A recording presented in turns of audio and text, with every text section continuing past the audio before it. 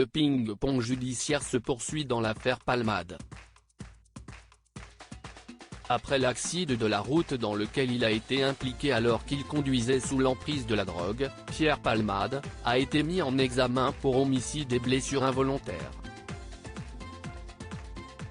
Il avait d'abord été assigné à résidence, mais après un appel du parquet de Melun, la cour d'appel de Paris l'avait placé en détention provisoire fin février.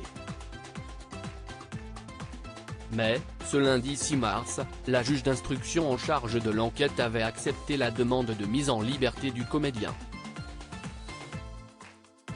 C'était sans compter sur le parquet qui persiste et signe en dégainant un nouvel appel avec un référé détention, ayant pour effet de suspendre sa sortie et poussant la chambre de l'instruction de la cour d'appel de Paris à se réunir de nouveau ce vendredi 10 mars. Mais la décision retenue ne sera connue que ce mardi 14 mars à 9 h. D'ici là, Pierre Palmade, qui reste présumé innocent, est obligé de respecter certaines interdictions listées par BFM Télévisions. Selon la chaîne d'information, l'homme de 54 ans actuellement hospitalisé au Kremlin-Bicêtre, dans le Val-de-Marne, après un AVC, reste jusqu'à l'annonce de cette décision libre, mais sous contrôle judiciaire. Celui qui est accro à la cocaïne depuis une trentaine d'années aurait interdiction de conduire, mais aussi de se rendre en Seine-et-Marne, département où a eu lieu le terrible accident et où se trouve sa maison. Il dispose aussi d'un appartement à Paris, note de la rédaction. Il lui est également interdit d'entrer en contact avec les deux témoins qui étaient présents dans son véhicule le jour du drame. Pierre Palmade, Muriel Robin, Michel Larocque, Véronique Sanson.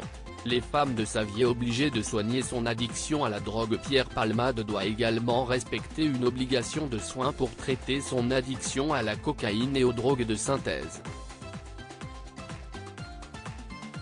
J'ai été inconscient de prendre la voiture sous stupéfiants.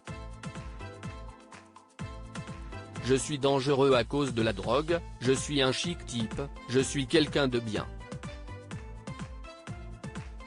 Il faut que mon rapport avec la drogue soit résolu, que la drogue soit bannie de ma vie, aurait-il déclaré aux enquêteurs.